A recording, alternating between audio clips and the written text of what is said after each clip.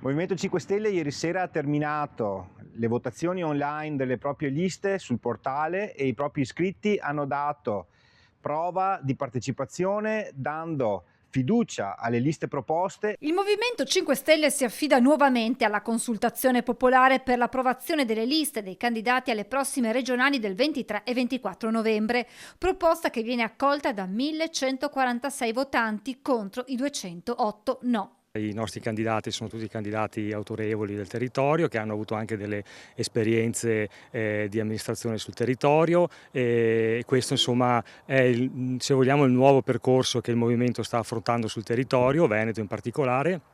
E per questo siamo, ripeto, fiduciosi per il proseguo della campagna elettorale che praticamente inizia da oggi. Su 4.498 aventi diritto, 1.354 le persone che domenica hanno partecipato al voto online con un'affluenza del 30% che viene letta dal movimento positivamente. Se andiamo a vedere chi ha votato sono esattamente o insomma circa le persone che sono attive sul territorio nei gruppi territoriali che sono nati 2 anni fa e che effettivamente lavorano sul territorio. In attesa dell'arrivo dei leader 5 Stelle in Veneto a sostegno della candidatura di Giovanni Manildo, tra tutti il presidente Giuseppe Conte, il movimento è pronto a fare la propria parte all'interno della coalizione. Abbiamo fatto un percorso di coalizione che ci vede su questo piano per la prima volta in Veneto.